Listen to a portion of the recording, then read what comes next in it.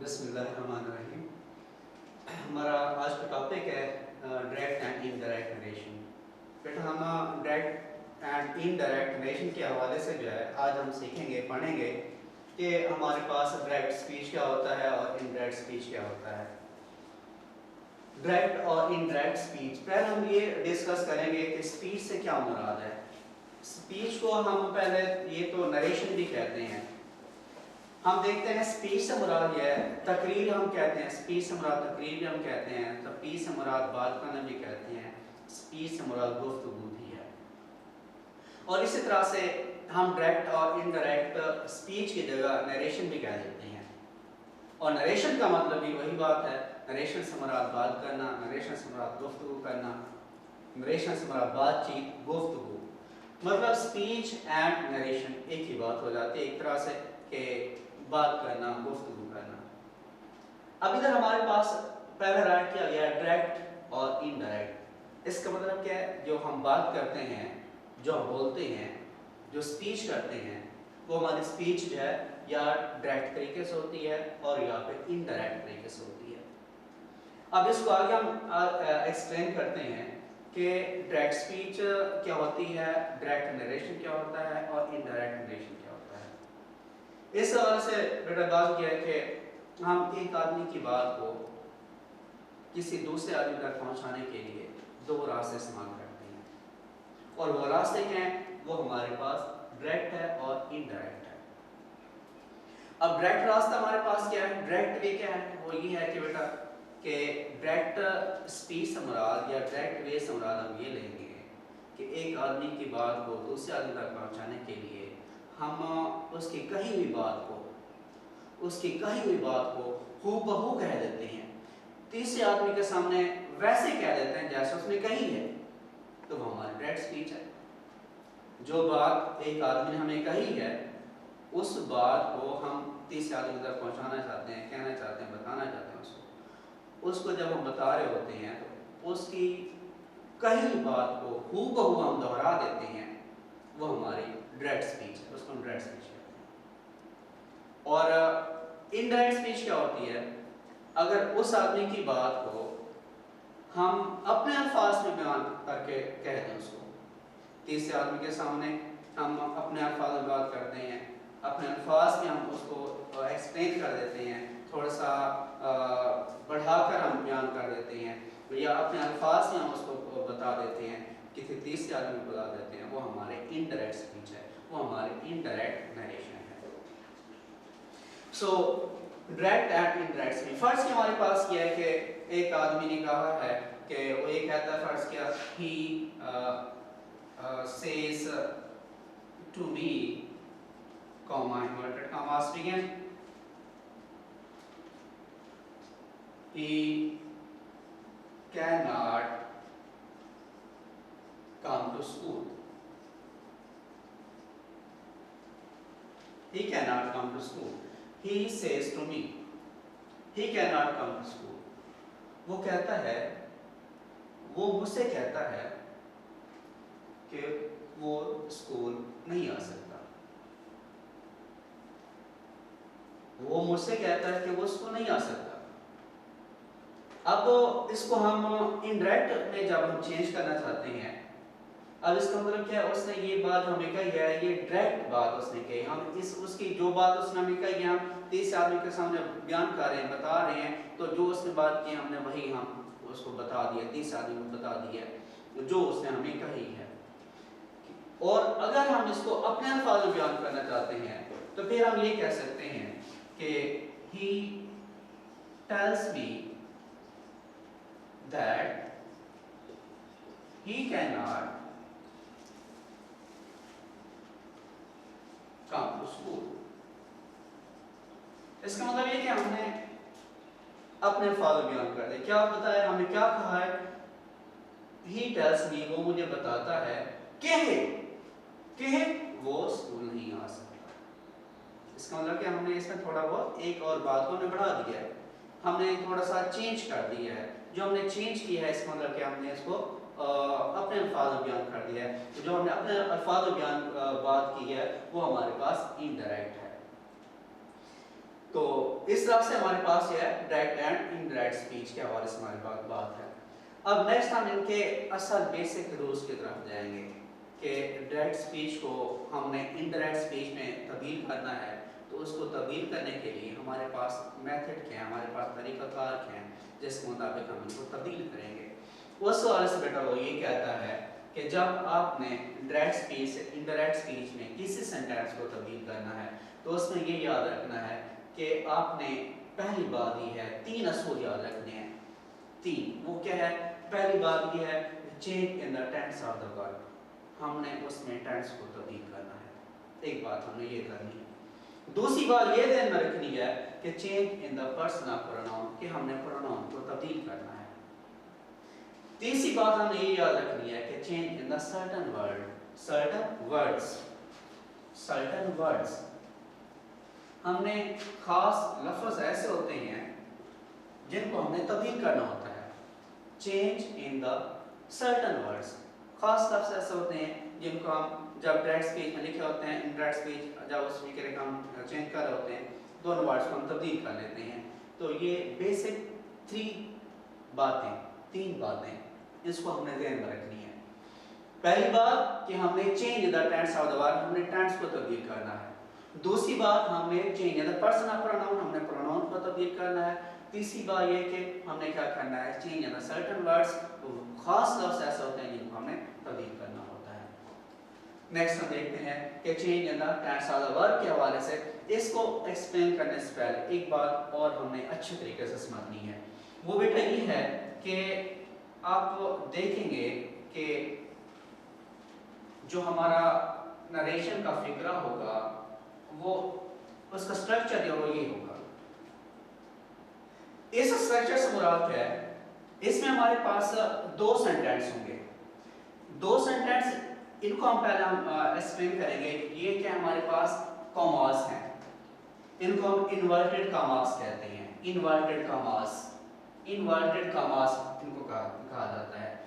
अब inverted commas के अंदर एक फिक्रा, एक कंप्लीट सेंटेंस होता है, और इन्वर्टेड कॉमास के बाहर भी एक फिक्रा दिया जाता है, वो भी एक कंप्लीट सेंटेंस होता है। ये इसका मतलब क्या है? डायरेक्ट स्पीच में हमारे पास 2 सेंटेंस होते हैं। एक कॉमास से पहले फिक्रा जो लिखा होता है, एक वो होता है, और दूसरा जो कॉमास के अंदर फिक्रा लिखा जाता है। इस तरह से हमारे पास क्या है, 2 सेंटेंसेस हैं। और इन्वर्टेड कॉमास के अंदर वाला फिक्रे को हम कहते हैं रिपोर्टेड स्पीच,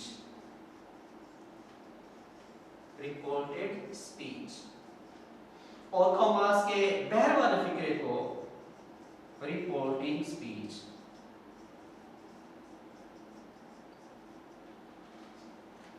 कॉमास के बाहर जो फिक्रा लिखा गया, कॉमास के बाहर जो सेंटेंस राइट किया गया, इस सेंटेंस को हम कहते हैं रिपोर्टिंग स्पीच।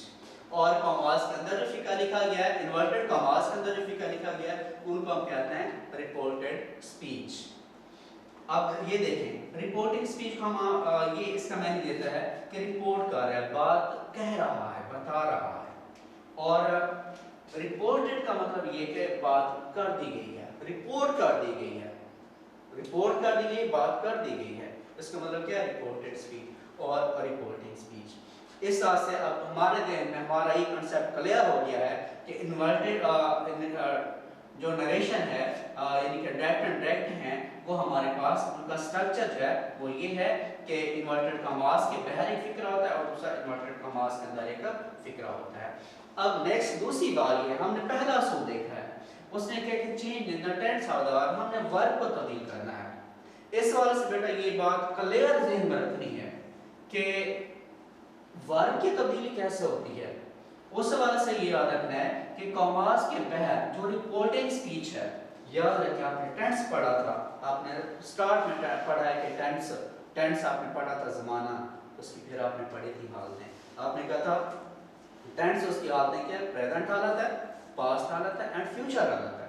उसी बात को इधर आपने ज़हन में रखना है, उसी बात को ध्यान में रखना है कि रिपोर्टिंग स्पीच में आपके पास 3 तरह के टेंस होंगे।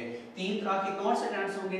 एक होगा आपके पास प्रेजेंट, और दूसरा होगा आपके पास फ्यूचर, और तीसरा होगा आपके पास पास्ट। इस बात को ज़हन में रखना है अपना कंसेप्ट क्लियर करने के लिए कि हमने किस तरह से change in the tense of the verb, tense की तब्दीली हमने करनी है, टेंस में वर्ब की कैसे तब्दील करनी है, उस हवाले से ये चीज हमारे ध्यान में लाजमी होनी चाहिए।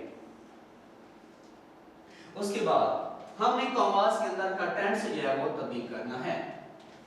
वो किस तरह से हमने करना है, किस तरह से करेंगे, उसका ये तरीकाकार होगा कि अगर कॉमास के बाहर जो रिपोर्टिंग स्पीच है, रिपोर्टिंग स्पीच में टेंस जो है, टेंस उसने आपको दिया है प्रेजेंट, प्रेजेंट टेंस दिया है, फ्यूचर टेंस दिया है, तो कॉमास के अंदर का टेंस जो है, टेंस हम तब्दील नहीं करेंगे, टेंस जो है वो नो चेंज होगा, टेंस तब्दील नहीं होगा। उसके बाद अगर कॉमास के बाद पास्ट हो तो फिर हमने टेंस तब्दील करना है, tense will be changed, tense will be changed, हमने टेंस को तब्दील कर देना है। ये है बेटा ये एक किस्म का टेंस ग्रामर के हवाले से टॉपिक।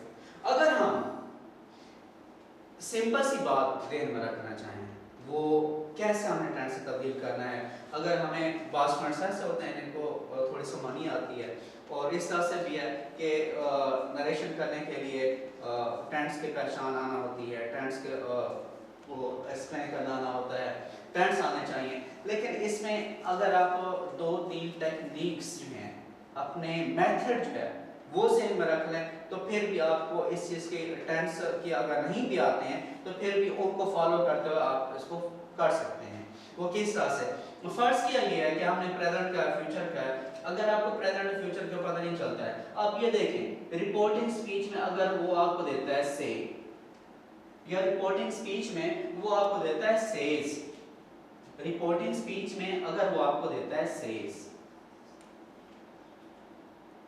से देता है या सेज देता है, तो टेंस तब्दील नहीं करना। आपको प्रेजेंट का पता नहीं चलता है, आपको नहीं पता चलता है प्रेजेंट क्या है एंड फ्यूचर क्या है, जस्ट आप ये देखें से लिखा हुआ है, आप देखें से लिखा हुआ है, टेंस हम तब्दील नहीं करेंगे। और इसी तरह से फर्स्ट के लिए है कि हम एक सेंटेंस स्टार्ट करके देख लेते हैं कि I say to him, comma inverted commas begin, I am ill. I say to him, comma inverted commas begin, I am ill. अब इसको हमने चेंज करना है, चेंज करने के लिए हमने क्या करना है, पहली बात तो ये कि हमने से टू को जो है वो टेल कर लेना है। ये नेक्स्ट हम देखते हैं, इसको करते हैं किस तरह से हमने से टू को टेल किया, ये से टू को टेल्स करना है। तो कॉमास को डाल के हमारे पास दैट हो जाएगा, इधर आई का आई रहेगा और आई एम इल। आई जो है ये प्रोनाउन है, अभी हमने इस हवाले से पढ़ा नहीं है कि change in the personal pronoun, आगे हम पढ़ेंगे इसको, फिर एक्सप्लेन करेंगे कि कैसे हमने चेंज नहीं किया, लेकिन जस्ट हमने ये देखा है फिलहाल कि किस तरह से टेंस हमने तब्दील नहीं किया है। इधर हमारे पास रिपोर्टिंग स्पीच में लफ्ज से था और इस से की वजह से हमने कॉमास के अंदर कोई टेंस है वो हमने तब्दील नहीं किया है। बेटा ये याद रख लें कि टेंस की तब्दीली के हवाले से ये एक सिंपल सा मेथड है, वो ये कि हर हिस्सा से उर्दू वाला फिक्रा दिया जाता है, कहते हैं कि टेंस की पहचान करनी, उर्दू फिक्रे के आखिर में ता है, ती है, दे है, प्रेजेंट है, ता था, ती थी, पास्ट है, रहा है, रही है, प्रेजेंट कंटीन्यूअस है, ये इसकी पहचान है। इसी तरह से इंग्लिश वाला फिक्रा जो दिया जाता है उसकी भी पहचान करना होती है। अब उसकी पहचान कैसे करना होती है, उसकी पहचान याद रख लें बेटा।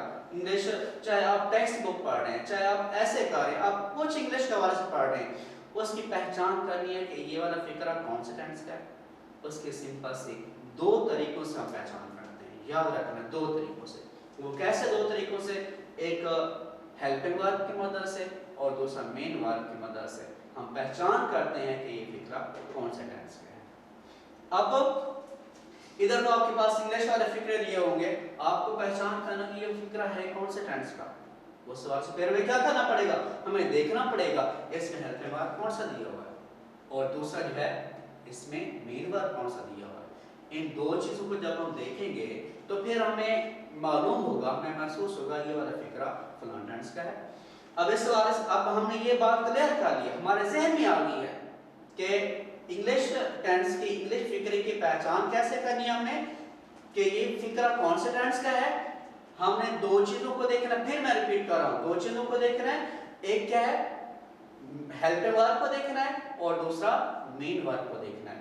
इन दो चीजों को जब हम पहचान कर लेंगे तो ये इसमें हेल्पिंग वर्ब इस आ रहा है तो फिक्रा हमारा प्रेजेंट कंटीन्यूअस है, वाज वाला है तो पास्ट कंटीन्यूअस है, वेल है शैल है तो फिर फ्यूचर इंडेफिनिट है। अब देखिए हेल्पिंग वर्ब में वो बता रहा है कि फिक्रा कौन से टेंस का है। उसके साथ फिर मेन वर्ब देखते हैं, जिस तरह प्रेजेंट इंडेफिनिट टेंस है, सब्जेक्ट के बाद फेल की पहली फॉर्म है, फिक्रा हमारा प्रेजेंट इंडेफिनिट है। पास्ट इंडेफिनिट में देखें कि सब्जेक्ट के बाद दूसरी फॉर्म है, दूसरी फॉर्म है, हमने पहचान किया सब्जेक्ट के बाद सेकंड फॉर्म राइट की गई, इसका मतलब फिक्रा हमारा पास्ट इंडेफिनिट है।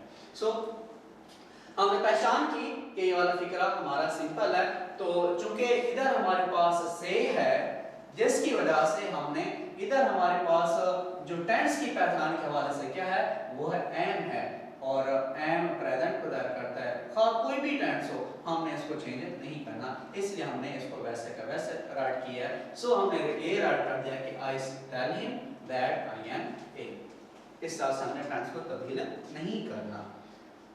नेक्स्ट टॉपिक होगा कि हमारे पास के हवाले से कि हमने टेंस चेंज करना है, वो हमारा नेक्स्ट लेक्चर होगा, उस हवाले से हम इसको एक्सप्लेन करेंगे किस तरह से हमने टेंस चेंज करना है। उसके साथ फिर हम नेक्स्ट देखते हैं कि change in the personal pronoun, pronoun को तब्दील करने के हवाले से हमने प्रोनाउन को तब्दील करना है। प्रोनाउन को तब्दील करने के लिए बेटा याद रख रहे हैं कि हम नेक्स्ट टॉपिक करेंगे जिसके हवाले से हम देखेंगे कि प्रोनाउन को हमने किस तरह से चेंज करना है, प्रोनाउन का तब्दीली जो है टेंस के हवाले से क्या है, उस हवाले से हम इसको देखेंगे। मेरे ख्याल में इसको थोड़ा बहुत आपने समझ लिया होगा, तो नेक्स्ट लेक्चर में आगे इसको फिर